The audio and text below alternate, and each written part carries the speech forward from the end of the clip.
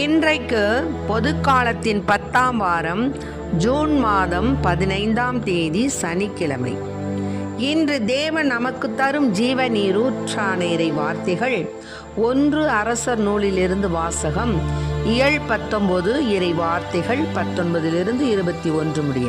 அந்நாட்களில் எலியா அங்கிருந்து சென்று சாபாத்தின் மகன் எலிசாவை கண்டார். அப்பொழுது அவர் ஏர் பூட்டி உழுது கொண்டிருந்தார். அவருக்கு முன்னே 11 ஏறுகள் இருந்தன. 12ஆம் ஏரை தாமே ஓட்டி கொண்டிருந்தார். எலியா அவரிடம் சென்று தம் மேலாடையை அவர் மீது தூக்கி போட்டார். எலிசா அவரை கடந்து செல்கையில் ஏர் மாடுகளை விட்டுவிட்டு எலியாவிடம் ஓடி வந்து, நான் என் தாய் தந்தையிடம் விடைபெற்று வர அனுமதித்தாரும், அதன்பின் உம்மை பின் செல்வேன் என்றார். அதற்கு அவர், சென்று வா, உனக்கு நான் செய்ய வேண்டியதை செய்துவிட்டேன் என்றார். எலிசா எலியாவை விட்டு திரும்பி வந்து ஏர் மாடுகளை பிடித்து அடித்து தாம் உழுத கலப்பைக்கு நெருப்பு மூட்டி அம்மாட்டு இறைச்சியை சமைத்து மக்களுக்கு பரிமாற அவர்களும் அதை உண்டனர். பின்பு அவர் புறப்பட்டு போய் எலியாவை பின்பற்றி அவருக்கு பணிவிடை செய்யலானார். ஆண்டவரின் அருள்வாக்கு. இறைவா உமக்கு நன்றி. என்னை விட்டு கொடுக்காதவர், என்னை நடத்துகின்றவர், என்னை பாதுகாப்பவர் என் நேசர் நீரே. என்னை விட்டு கொடுக்காதவர், என்னை நடத்துகின்றவர், என்னை பாதுகாப்பவர் என் நேசர் நீரே. நான் வழி மாறும்போது என் பாதை காட்டினீர். என்னால் முடியாத போது என்னை தூக்கி நடத்தினீர். விட்டு கொடுக்காதவர், என்னை நடத்துகின்றவர், என்னை பாதுகாப்பவர் என் நேசர் நீரே.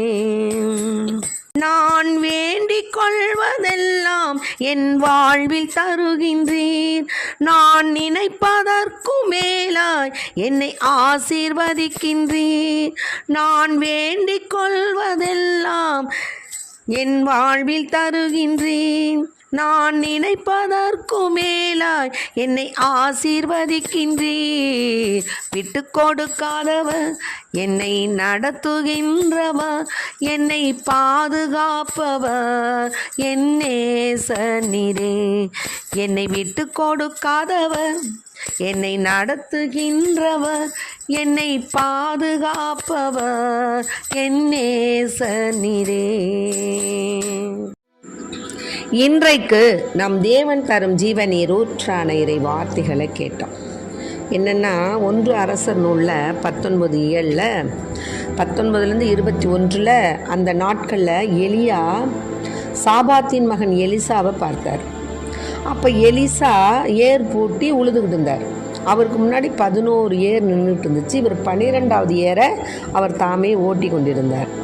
அப்போ எலியா அவரிடம் சென்று என்ன பண்ணுறாரு, தன்னுடைய மேலாடையை அவர் மீது தூக்கி போடுறாரு.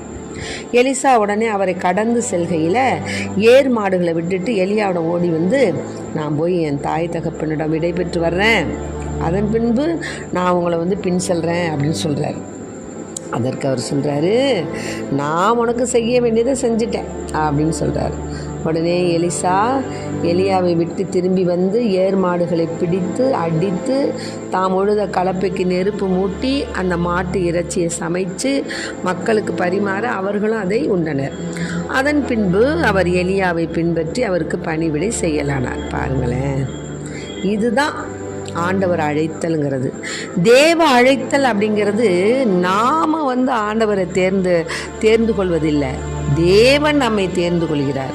எப்படி தாவீது ராஜாவை என்ன பண்ணார், 10 பிள்ளைங்கள் அபிஷேகம் பண்ணுறதுக்கு நிற்கும் பொழுது, இன்னும் உனக்கு பையன் இருக்கிறாரா அப்படின்னு கேட்கும்போது, ஆமாம், ஒருத்தன் ஆடு மாடு மேய்ச்சிக்கிட்டு இருக்கான், அவனை அழைச்சிட்டு வான்னு சொல்லி அவருக்கு திருப்பொழி செஞ்சார்.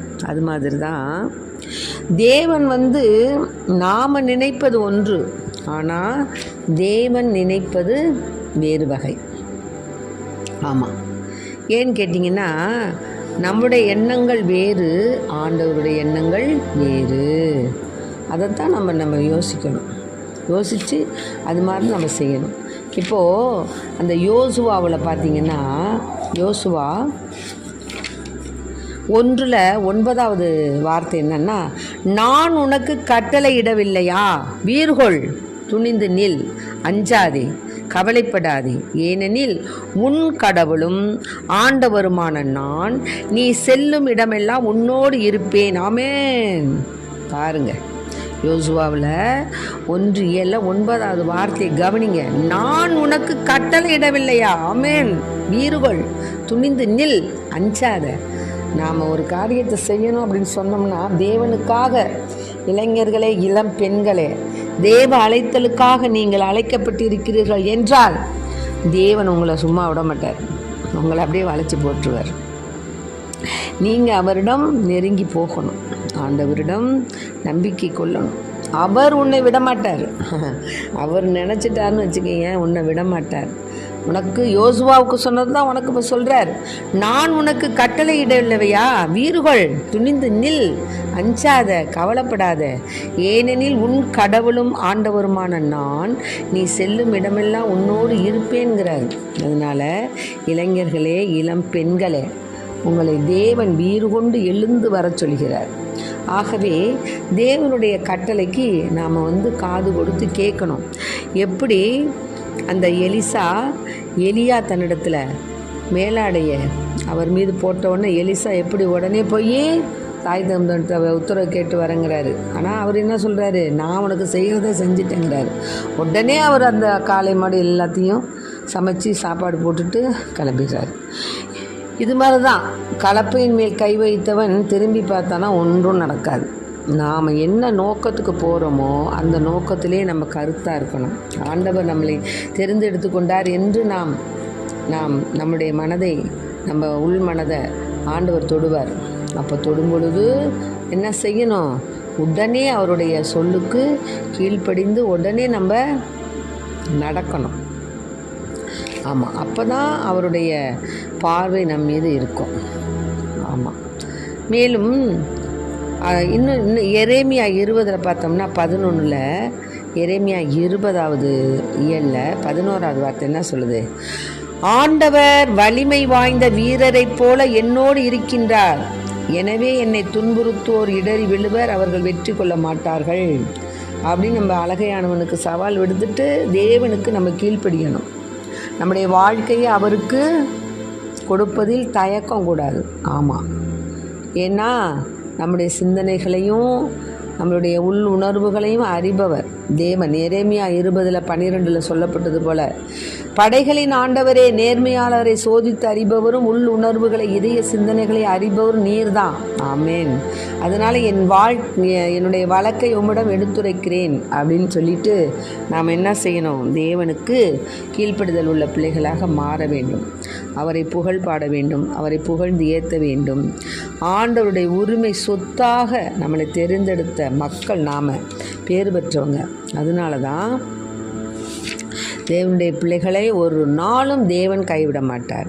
ஆமாம், அதனால் நம்ம என்ன பண்ணணும், ஜெபத்தில் நிலையாக இருக்கணும், சோதனையை ஜெயிக்கணும், சோதனைகளெல்லாம் ஜெயிக்கணும். இன்னுமாக தேவனிடத்தில் நம்ம மிகுந்த நம்பிக்கையுடையவர்களாய், பற்றுறுதி கொண்டவர்களாய் நாம் இருக்கணும். அப்போ தான் நம்ம என்ன செய்ய முடியும், ஆண்டவருக்கு பிரியமுள்ள நடவடிக்கை நம்ம செய்ய முடியும். அதனால தான் சொல்கிறாரு, இந்த இணைச்சட்டம் 28:8வது வார்த்தை, உன் களஞ்சியங்களிலும் நீ மேற்கொள்ளும் செயல்கள் அனைத்திலும் நீ ஆசி பெறும்படி ஆண்டவர் ஆணையிடுவார். எப்போ நீ தேவனுக்கு உகந்த பிள்ளையாக மாறும் பொழுது உன் களஞ்சியங்களிலும் நீ மேற்கொள்ளும் செயல்கள் அனைத்திலும் நீ ஆசி பெறும்படி ஆண்டவர் ஆணையிடுவார். ஆகவே நாம் எப்பொழுதும் தேவனுடைய உடன்படிக்கை கடைபிடித்து அவரது கட்டளையின்படி நடப்பதில் நாம் கருத்தாக இருக்க வேண்டும். அப்படி இருந்தோம்னா தேவன் நம்மை உயர்த்துவார், நம் கண்ணீரை துடைப்பார், நாம் வாழும் காலத்தை கூட்டுவார். ஆமேன்.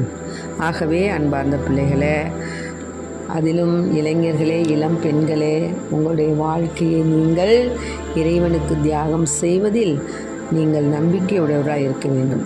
ஆமேன். சபை உரையாளரில் சொல்கிறாரு 11வது இயலில் 9வது வார்த்தை, இளையோரே இளமை பருவம் மகிழ்ச்சியோடு இருப்பதற்கே இளமையின் நாட்களில் உள்ள களிப்புடன் இருங்கள், மனம் விரும்புவதை செய்யுங்கள், கண்களின் நாட்டத்தை நிறைவேற்றுங்கள். ஆனால் நீங்கள் செய்கிற ஒவ்வொரு செயலுக்கும் உரிய தீர்ப்பை கடவுள் வழங்குவார் என்பதை மறவாதீர்கள்.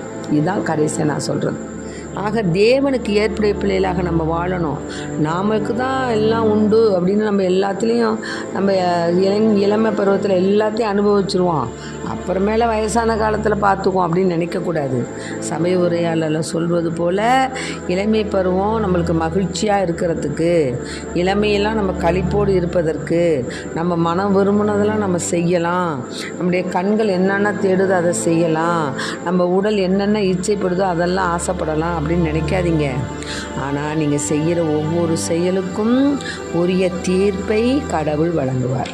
ஆகவே அன்பு பிள்ளைகளை, எந்த நாளும் தேவனுக்கு ஏற்புடைய பிள்ளைகளாக வாழவும், தேவ அழைத்தலுக்கு நம் வாழ்க்கையை தியாகம் செய்யவும் நாம் உறுதி உள்ளவர்களாக இருக்க வேண்டும்.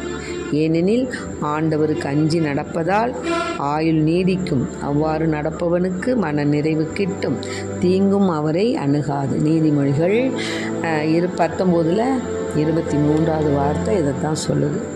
ஆகவே கடவுள் ஒவ்வொன்றையும் அதன் காலத்தில் செம்மையாக செய்வார். அதனால் நம்ம என்ன செய்யணும்? கடவுளுக்கு ஏற்புடைய பிள்ளைகளாக நம்ம வாழணும். தேவ அழைத்தலுக்கு நம்மை அர்ப்பணிப்பு செய்யணும். நாம் செய்யும் ஒவ்வொரு செயலுக்கும், மறைவான செயலுக்கும், அது நல்லதோ தீயதோ எதுவாயினும் அனைத்திற்கும் கடவுள் நம்மளுக்கு தீர்ப்பு வழங்குவார். அதனால் தேவன் வியத்தகு ஆலோசகர், ஆலோசனையின் கர்த்தர், தேவன் வியத்தகு ஆலோசகர். ஆகவே ஆலோசனை கூறக்கூடிய அன்பு தெய்வத்திடம் நாம் அன்றாடி நம் வாழ்க்கையை, இளைஞர்களே, இளம் பெண்களே, உங்களுடைய வாழ்க்கையை தேவ அழைத்தலுக்கு உட்படுத்துங்கள். அப்பொழுது அமைதியை ஏற்படுத்துவோர் பேறு பெற்றோர் என்ற மத்தேயு 5:9வது வார்த்தைக்கு ஏற்ப நாம் ஆண்டவருடைய பிள்ளையாகத்தான் நாம் இருக்கணும். ஆமேன். அதாவது ஆண்டவருடைய பிள்ளையாக நாம் இருக்கும் பொழுது நமக்கு எவனொருவன் தன் தாய் தந்தையரையோ தன்னுடைய நிலபலன்களையோ தன்னுடைய சொத்துக்களை விட்டு செல்கிறேன் என்னை முன்னிட்டு செய்கிறானோ அவனுக்கு 100க்கு 100 இரட்டிப்பான ஆசீர்வாதத்தை தருவேன்னு சொல்கிறார் ஆண்டவர். ஆகவே உலகப்பிரமாண காரியங்களில் மனதை செலுத்தாது ஆண்டவருக்கு பிரமாணிக்கமுள்ள பிள்ளைகளாக தேவ அழைத்தலுக்கு ஒவ்வொரு இளைஞர்களும் இளம் பெண்களும் தங்களுடைய அந்த செயல்பாடு செய்வதற்கு தன்னை அர்ப்பணிப்பு செய்ய வேண்டுமாய் இறைவனிடம் வரம் கேட்போம். ஆமேன். மேலும் எங்கள் கேடயமாகிய கடவுளே, எங்களை கண்ணோக்கும், நீர் திருப்பொழிவு செய்தவரின் முகத்தை கனிவுடன் பாரும், என் விண்ணப்பத்தை கேட்டருளும், யாக்கோப்பின் கடவுளே எனக்கு செவி சாய்த்திரளும் என்று திருப்பாடல் 84 கூறப்பட்டுள்ளது போல 9 வார்த்தைகள் கூறப்பட்டது போல நம் கேடயமாகிய கடவுளை கண்ணோக்குவோம். நீர் திருப்பொழிவு செய்தவரின் முகத்தை கனிவோடு தேவன் நம்மை பார்ப்பார். ஆகவே நாம் நம்மை தூய்மைப்படுத்தி தீச்செயலை விட்டு இறைவனுக்காக நம் வாழ்க்கை தியாகம் செய்வோம். ஆமென்.